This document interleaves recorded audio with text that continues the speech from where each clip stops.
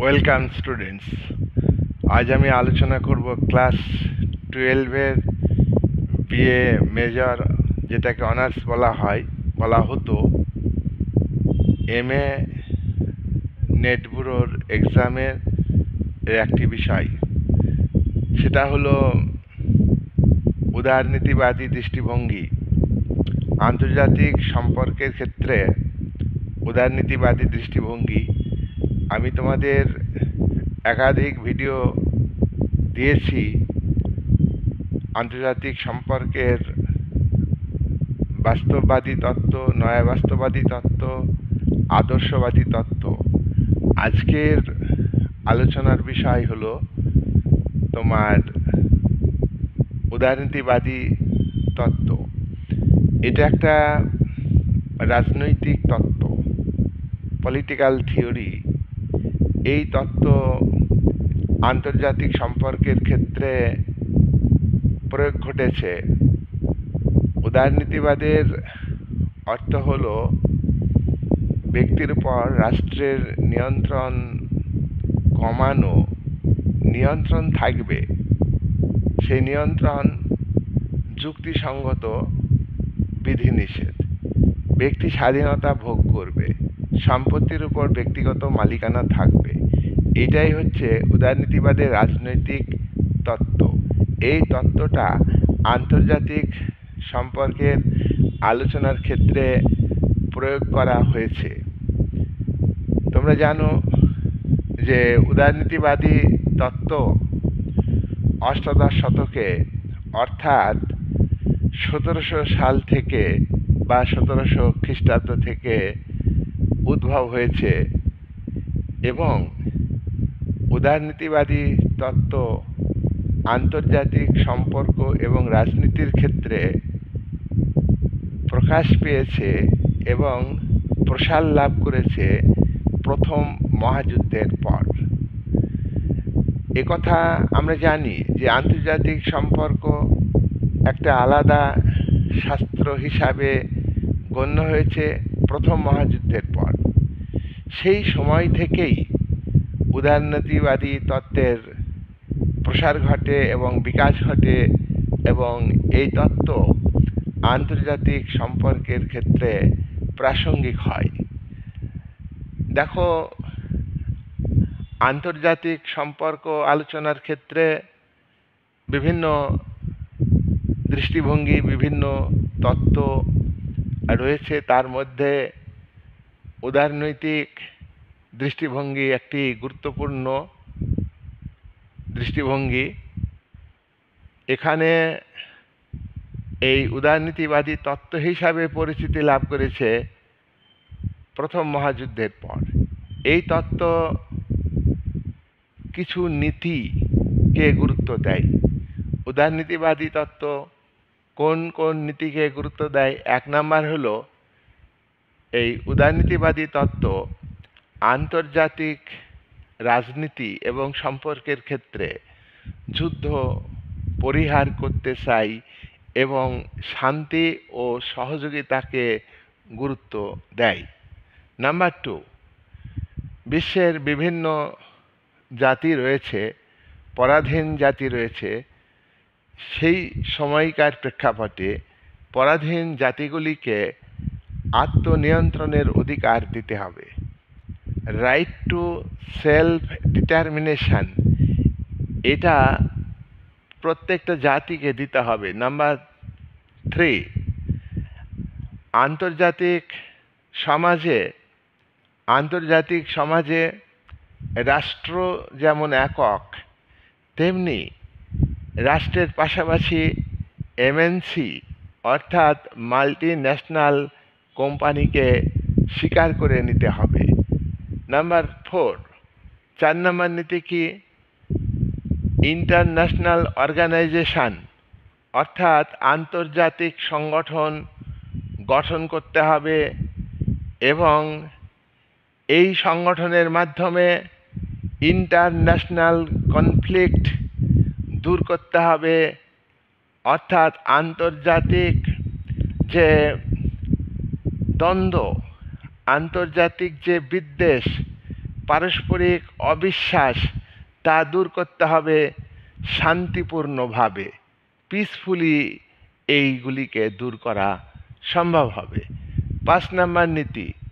5 নম্বর নীতি হলো প্রত্যেকটা দেশের আভ্যন্তরীণ ক্ষেত্রে আভ্যন্তরীণ শাসন এবং আন্তর্জাতিক যে ব্যবস্থা, এই উভয় ক্ষেত্রেই সাংবিধানিক সরকার গঠন করতে হবে।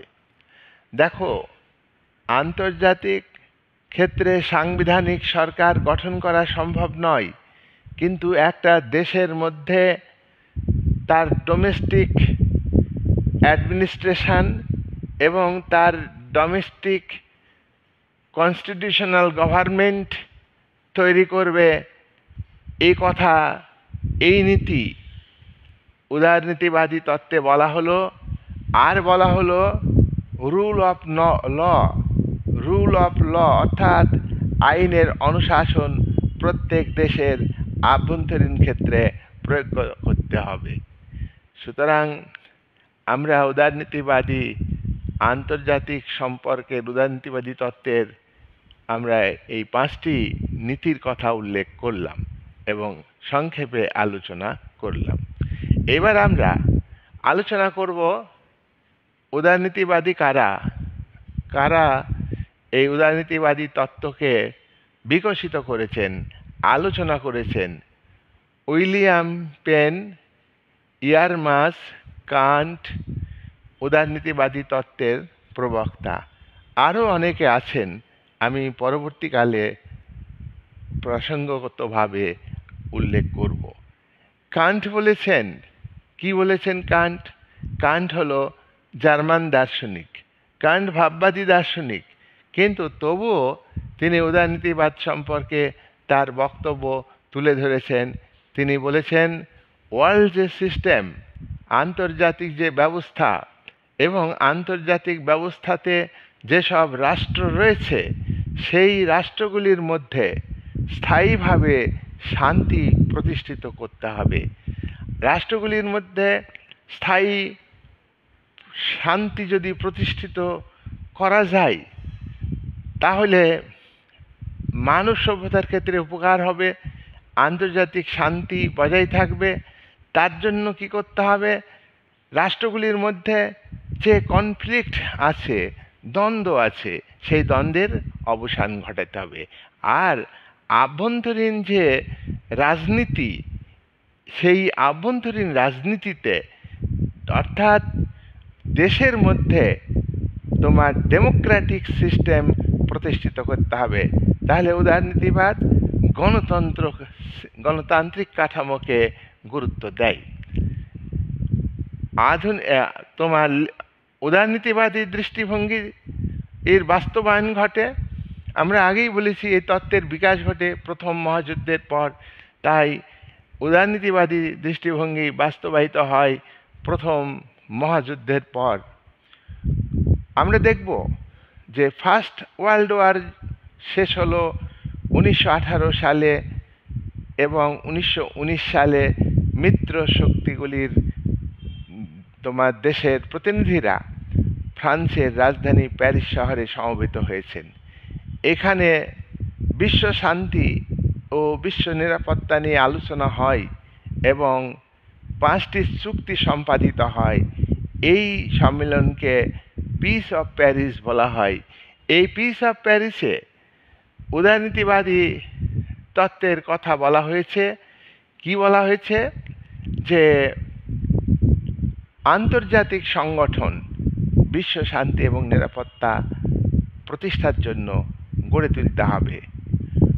মার্কিন রাষ্ট্রপতি উইড্রো উইলসন এই প্যারিসের শান্তি বৈঠকে উপস্থিত হয়ে তার 14 দফা দাবির মধ্যে একটি দাবি ছিল যে আন্তর্জাতিক সংগঠন গড়ে তুলতে হবে, এবং তারই দাবির ভিত্তিতে 1919 সালে লিগ অফ নেশনস আন্তর্জাতিক সংগঠন গড়ে উঠল। এই সংগঠনের মাধ্যমে বিশ্বে শান্তি এবং নিরাপত্তা বজায় রাখতে হবে।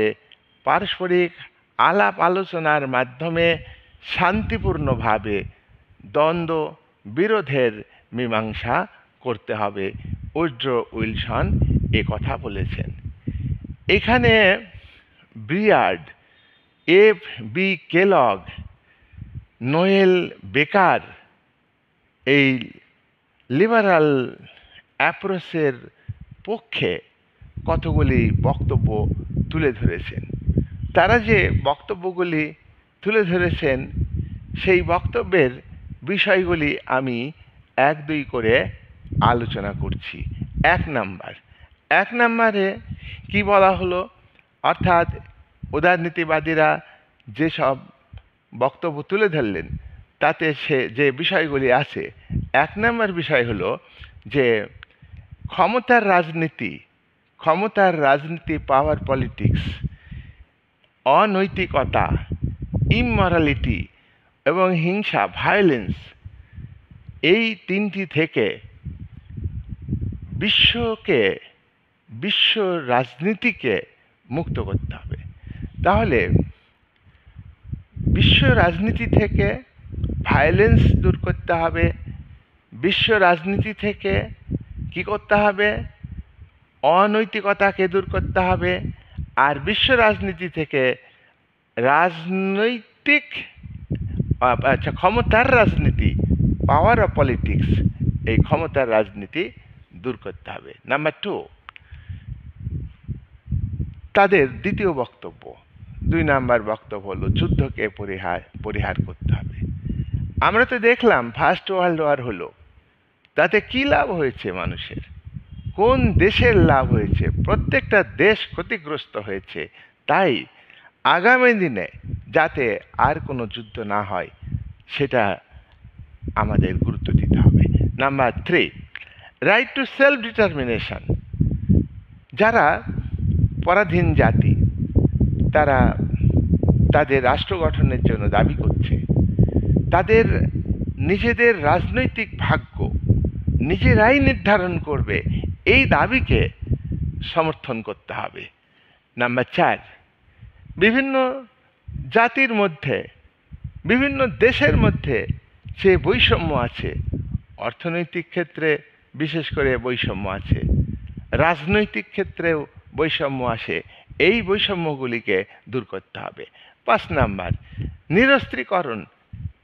অস্ত্র বানানো যাবে না, পৃথিবীকে অস্ত্রহীন করে তুলতে হবে, নিরস্ত্রীকরণকে বাস্তবায়িত করতে হবে। 6 নাম্বার, প্রকাশ্য কূটনীতি। তোমরা জানো যে প্রকাশ্য কূটনীতি প্রথম মহাযুদ্ধের পরে চালু হয়েছে, তার আগে গোপন কূটনীতির মাধ্যমে বিভিন্ন দেশের সঙ্গে সম্পর্ক হতো। তাই এই প্রকাশ্য কূটনীতিকে উদারনীতিবাদ গুরুত্ব দেয়। 7 নাম্বার হচ্ছে হিউম্যান রাইটস, অর্থাৎ মানবাধিকার, এটাকে গুরুত্ব দিতে হবে। তাহলে এই 7টা বিষয় উদারনীতিবাদের মূল বিষয় হিসাবে চিহ্নিত। 1940-এর দশকে উদারনীতিবাদে একটা নতুন ধারা আমরা লক্ষ্য করি। 1940-এর দশকে উদারনীতিবাদের এই নতুন ধারাটা কি? প্রাতিষ্ঠানিকতাবাদ, ইনস্টিটিউশনালিজম নামে এই উদারনীতিবাদ পরিচিতি লাভ করে। 1970 সালে উদারনীতিবাদ বহুত্ববাদী বাস্তবতাকে মেনে নিয়েছে। উদারনীতিবাদের মূল বক্তব্য এখানে বলা হয় যে বিশ্বের যে ওয়ার্ল্ড প্রবলেম, সেই ওয়ার্ল্ড প্রবলেমকে সমাধান করতে হবে বহুত্ববাদী দৃষ্টিকোণ থেকে। এক্ষেত্রে ডেভিড মিট্রানি ইন্টিগ্রেশন থিওরির কথা বলেন। ইন্টিগ্রেশন হচ্ছে ঐক্যের সংযুক্তিকরণ। এটা খুবই গুরুত্বপূর্ণ আন্তর্জাতিক রাজনীতির ক্ষেত্রে। ইন্টারন্যাশনাল, এই যে এই যে ইন্টিগ্রেশন, সংহতি, সংহতি, বিভিন্ন রাষ্ট্রের মধ্যে সংহতি, ঐক্য ও সংহতি, আর এই ইন্টিগ্রেশন থিওরির মাধ্যমে আন্তর্জাতিক রাজনীতিতে শান্তি আসবে। বিশ্বের বহু প্রবলেম আছে, এই প্রবলেমগুলিকে দূর করবে বিভিন্ন রাষ্ট্র এই সংহতি তত্ত্বের মাধ্যমে। কোনো একটা রাষ্ট্রের পক্ষে বিশ্বের সমস্যার সমাধান করা সম্ভব নয়, বা কিছু কিছু ক্ষেত্রে তোমার আন্তর্জাতিক যে প্রতিষ্ঠান, ইন্টারন্যাশনাল ইনস্টিটিউশন, তাকে গুরুত্ব দিতে হবে। শুধু রাষ্ট্রগুলি পারস্পরিক আলাপ আলোচনা এবং তাদের মধ্যে একতা গড়ে তোলার মধ্য দিয়ে যেমন বিশ্ব শান্তি এবং ঐক্য বজায় থাকবে, বিভিন্ন প্রবলেমের সমাধান করতে পারবে, তেমনি ইন্টারন্যাশনাল ইনস্টিটিউশনকে গুরুত্ব দিতে হবে। ইন্টারন্যাশনাল ইনস্টিটিউশন যেমন ইউএনও গড়ে উঠেছে, তাকে গুরুত্ব দিতে হবে। মুদ্রা, যোগাযোগ, আর্থিক বাণিজ্যের প্রসার, মুদ্রার বিনিময়, যোগাযোগ ব্যবস্থার উন্নতি এবং অর্থনৈতিক কার্যকলাপ ও বাণিজ্যের মাধ্যমে বিভিন্ন দেশের মধ্যে সম্পর্ক গড়ে তুলতে হবে। তাহলে দেখা যাবে যে বিশ্ব শান্তি বজায় রাখা সম্ভব হবে। এই রকম বক্তব্য, অর্থাৎ ডেভিড মিত্রানি যে তত্ত্বের কথা বলেছেন, ঠিক অনুরূপভাবে ব্যাখ্যা দিয়েছেন তোমার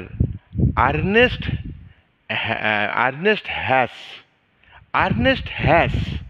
আর্নেস্ট হ্যাস কি বলেছেন, যে লিবারাল অ্যাপ্রোচ বা উদারনীতিবাদী যে দৃষ্টিভঙ্গি, সেটা কিন্তু ইন্টারন্যাশনাল অর্গানাইজেশনের উপর গুরুত্ব আরোপ করা। অর্থাৎ হ্যাস বলছেন যে আন্তর্জাতিক বিষয়কে যদি আলোচনা করতে হয়, তাহলে ইন্টারন্যাশনাল অর্গানাইজেশনকে গুরুত্ব দিতে হবে।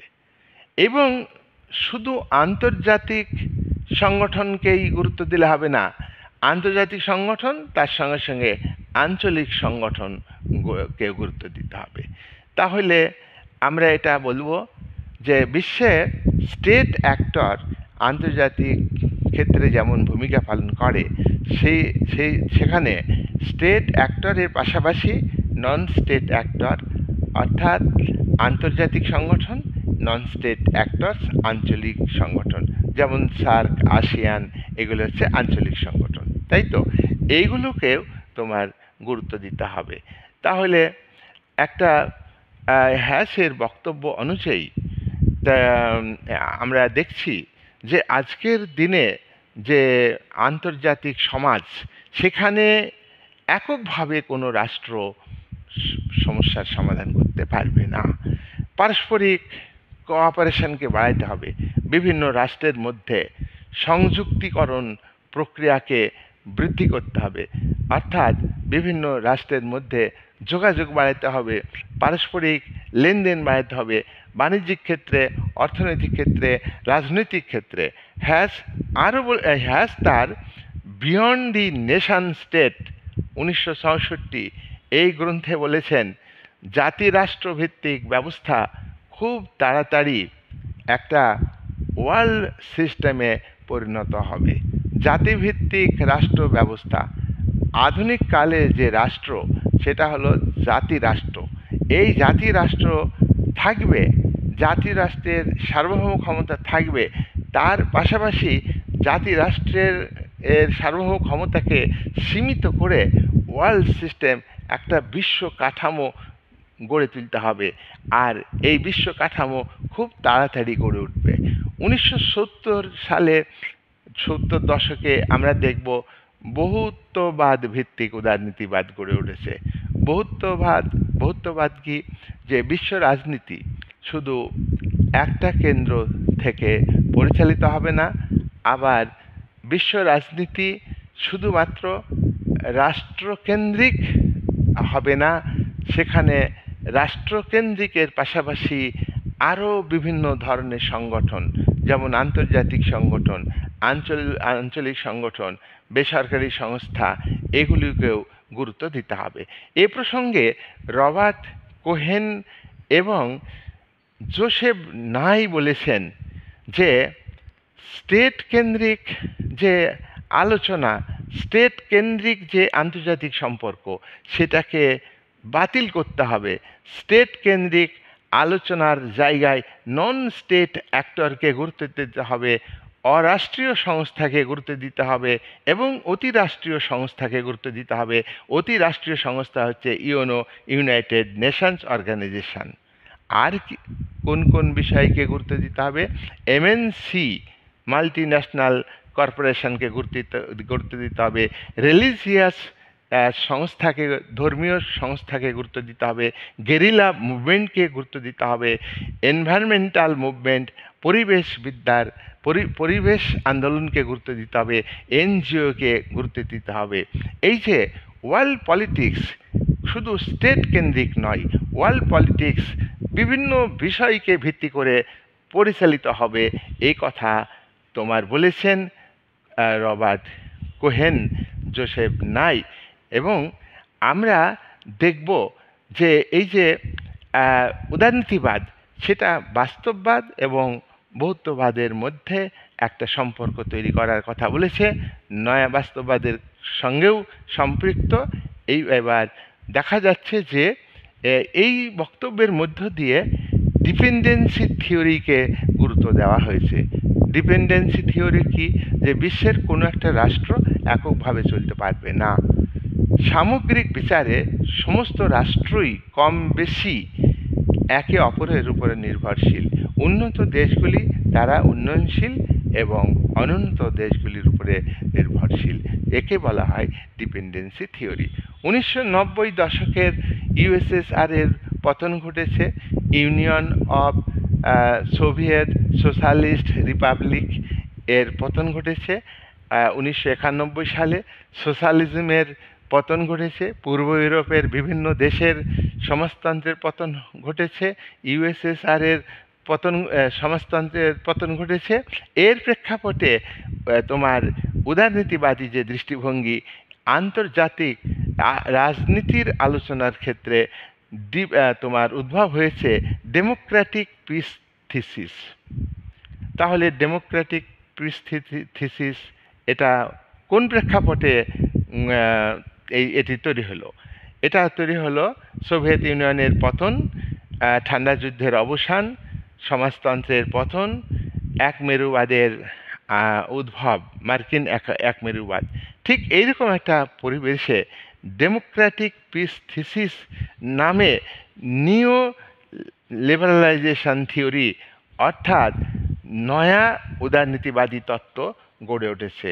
ডেমোক্রেটিক পিস থিসিসকে ভিত্তি করে নয়া উদারনীতিবাদী তত্ত্ব গড়ে উঠেছে। উদারবাদ বিশ্বের সমস্ত ব্যবস্থার মধ্যে উদারনীতিবাদী যে ব্যবস্থা, সেটা হলো সর্বশ্রেষ্ঠ এবং উন্নত ব্যবস্থা। উদারনৈতিক গণতন্ত্র, সমাজতন্ত্র এবং অন্যান্য যেসব ব্যবস্থা আছে তার থেকে অনেক উন্নত মানের ব্যবস্থা। তাই গোটা ওয়ার্ল্ডে উদারনীতিবাদী শাসন ব্যবস্থা গড়ে তুলতে হবে। ওয়ার্ল্ডের যে গণতন্ত্র সিস্টেম, পৃথিবীর বিভিন্ন দেশে যখন লিবারাল ডেমোক্রেটিক সিস্টেম চালু হবে, তখন অটোমেটিক্যালি বিশ্ব ব্যবস্থা লিবারাল ডেমোক্রেটিক সিস্টেমের মধ্যে চলে আসবে। তা এর জন্যে কি করতে হবে? এর জন্যে ইন্টারন্যাশনাল পলিসি আর ইন্টারন্যাশনাল টেকনিক দরকার। তাহলে বিশ্বে সর্বশ্রেষ্ঠ রাজনৈতিক ব্যবস্থা হচ্ছে উদারনৈতিক গণতন্ত্র। সেই গণতন্ত্রকে প্রতিষ্ঠিত করতে গেলে কি করতে হবে? আন্তর্জাতিক ওয়েতে বা আন্তর্জাতিক দৃষ্টিভঙ্গি থেকে পলিসি তৈরি করতে হবে। আন্তর্জাতিক দৃষ্টিভঙ্গি থেকে তোমার টেকনিক বা কৌশল গ্রহণ করতে হবে। এম ডয়েল তার liberalism and world politics, M Doyle তার লিবারালিজম অ্যান্ড ওয়ার্ল্ড পলিটিক্স গ্রন্থে উল্লেখ করেছেন যে ডেমোক্রেটিক স্টেটগুলি নিজেদের মধ্যে লড়াই করে না। উদারনীতিবাদী গণতান্ত্রিক দেশগুলি, এ কথা কিন্তু সঠিক নয়, তবু তার বক্তব্য আমি তুলে ধরছি যে লিবারাল ডেমোক্রেটিক সিস্টেমের দেশগুলি নিজেদের মধ্যে লড়াই করে না। তারপর F F Fukuyama the end of history and last man গ্রন্থে উদারনীতিবাদ সম্পর্কে বলেছেন যে উদারনীতিবাদ অন্যান্য মতবাদের থেকে শ্রেষ্ঠ মতবাদ, আর তার জন্যে তোমার লিবারাল ডেমোক্রেটিক স্টেটগুলি অর্থাৎ উদারনীতিবাদী গণতান্ত্রিক রাষ্ট্রের আভ্যন্তরীণ ক্ষেত্রে স্থিতিশীল অর্থাৎ স্টেবল কন্ডিশন থাকবে, আর এই স্টেবল কন্ডিশন ইন্টারন্যাশনাল ক্ষেত্রে শান্তিকামী হবে। তাহলে উদারনীতিবাদ যুদ্ধ চায় না, শান্তি চাই। উদারনীতিবাদ পারস্পরিক আলাপ আলোচনাকে গুরুত্ব দেয়। উদারনীতিবাদ স্টেটকে শুধু গুরুত্ব না দিয়ে মাল্টিন্যাশনাল, আন্তর্জাতিক সংগঠন, আঞ্চলিক সংগঠনকে গুরুত্ব দেয়। এবার উদারনীতিবাদী তত্ত্বের সমালোচনা। উদারনীতিবাদী তত্ত্ব আন্তর্জাতিক সম্পর্কের ক্ষেত্রে এটা ধনতন্ত্রের রাজনৈতিক তত্ত্ব। কেন ধনতন্ত্রের রাজনৈতিক তত্ত্ব বলা হচ্ছে? যে যেসব দেশে উদারনীতিবাদ আছে এবং উন্নত দেশ, সেই উন্নত দেশগুলো দরিদ্র উদারনৈতিক গণতান্ত্রিক দেশগুলিকে শোষণ করে। তারা উদারনীতিবাদী তত্ত্বকে দরিদ্র এবং উন্নয়নশীল দেশগুলিকে শোষণ করার হাতিয়ার হিসেবে ব্যবহার করে। নাম্বার 2, সংযুক্তির যে তত্ত্ব তোমার উন্নত দেশে সঙ্গে অনুন্নত দেশের এবং বিকাশশীল দেশের সম্পর্ক স্থাপনের ক্ষেত্রে অসুবিধা আছে। কি অসুবিধা আছে? দেখো, উন্নত দেশগুলির ক্ষেত্রে এই সংযুক্তির তত্ত্ব প্রাসঙ্গিক। তাহলে উন্নত দেশগুলির মধ্যে নিজেদের মধ্যে আলাপ আলোচনা থাকে, কিন্তু উন্নত দেশগুলি যখন অনুন্নত এবং উন্নয়নশীল দেশের সঙ্গে সম্পর্ক তৈরি করতে যায়, তখন তাদের উপরে আধিপত্য বিস্তার করে। সুতরাং এই যে সংযুক্তির তত্ত্ব, এটা ডেভেলপড কান্ট্রির ক্ষেত্রে সুবিধা, কিন্তু ডেভেলপিং কান্ট্রি তাদের ক্ষেত্রে প্রযোজ্য নয়। নাম্বার 3, বিভিন্ন দেশের মধ্যে যে সহযোগিতার কথা উদারনীতিবাদী তত্ত্ব বলেছে, সংহতির কথা বলেছে, কিন্তু আমরা লক্ষ্য করি যে বিভিন্ন দেশের মধ্যে আলাপ আলোচনা, সহযোগিতা, বন্ধুত্ব চুক্তি হয়, কিন্তু তার মধ্য দিয়ে শক্তিশালী রাষ্ট্রগুলি, সবল রাষ্ট্রগুলি তারা দুর্বল রাষ্ট্রের উপরে আধিপত্য বিস্তার করে।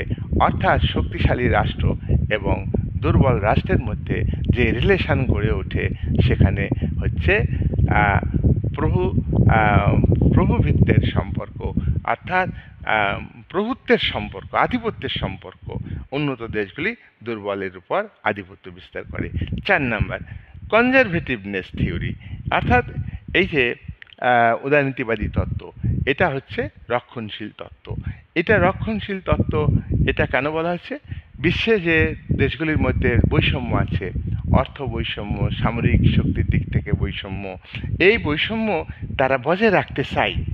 যে দুর্বল হয়ে আছে সে দুর্বলই থাকুক, যে সবল সে আরও সবল হোক। সুতরাং এই বৈষম্য উদারনীতিবাদী তত্ত্ব চাই, তাই এটাকে রক্ষণশীল বলা হয়। চেঞ্জকে, তোমার প্রোগ্রেসিভকে গুরুত্ব দেয় না। 5 নাম্বার, অবাধ ব্যবসা বাণিজ্য তত্ত্ব উদারনীতিবাদের একটা বৈশিষ্ট্য। আন্তর্জাতিক ক্ষেত্রে বিভিন্ন দেশের মধ্যে অবাধ বাণিজ্য, অবাধ ব্যবসা চলবে, এবং বিশ্বায়নের যুগে 90 দশকের পর থেকে বিভিন্ন দেশের মধ্যে তোমার মূলধন বিনিয়োগ শিক্ষা, সংস্কৃতি, সামাজিক বিষয়, রাজনৈতিক যে বিষয়, সেগুলি সঞ্চালিত হচ্ছে বিশ্বায়ন একটি প্রক্রিয়ার মধ্য দিয়ে। এক্ষেত্রে দেখা যায় যে ফ্রি ট্রেড মার্কেটে যাদের উন্নত দেশ, যাদের পণ্য বেশি, যারা সস্তায় পণ্য তৈরি করতে পারে, তারা বিক্রি করে। আর যেসব দেশে শিল্প বাণিজ্য নেই, সেই সব দেশে গিয়ে উন্নত দেশগুলি তারা ইনভেস্ট করে, উৎপাদন করে এবং সেই দেশেই বিক্রি করে। সুতরাং এর মধ্য দিয়ে একটা শোষণ প্রক্রিয়া চালাচ্ছে। তাই বিশ্বায়ন প্রক্রিয়াতে উন্নত দেশগুলি লাভবান হলেও এই দরিদ্র দেশগুলি কিন্তু আরও দরিদ্রের কবলে পড়ছে। ভিসিয়াস সার্কেল, দারিদ্র্যের যে দুষ্ট চক্র দরিদ্র দেশগুলি আবদ্ধ আছে, সেই ত্রিমিরে, সেই জায়গাতেই থাকছে। তাই আজকে ফ্রি ট্রেড মার্কেট বিশ্বায়নের যুগে উদারনীতিবাদী তত্ত্ব যেটা বলছে, তাতে সবল দেশগুলি লাভবান হবে। এদিক থেকে এই 5 নম্বর পয়েন্টে আমরা সমালোচনা করতে পারি। তবুও উদারনীতিবাদ আজকের বিশ্বায়নের যুগে এবং বর্তমান যুগে তোমার একটা বিশেষ গুরুত্বপূর্ণ ভূমিকা পালন করছে। তার কারণ কি, যে গ্লোবালাইজেশনের যুগে আমরা দেখব যে গ্লোবালাইজেশনের যুগে যে বেসরকারীকরণ, নয়া উদারীকরণ, আজকে প্রায় দেশই এটাকে গ্রহণ করছে। আর বিশ্বের অধিকাংশ দেশেই লিবারাল ডেমোক্রেটিক সিস্টেম রয়েছে, উদারনীতিবাদী রাজনৈতিক ব্যবস্থা আছে। সেই উদারনীতিবাদী রাজনৈতিক ব্যবস্থা দেশগুলি তারা উদারনীতিবাদী তত্ত্ব আন্তর্জাতিক ক্ষেত্রে এই তত্ত্বকে মেনে চলছে, এই তত্ত্বকে গ্রহণ করছে।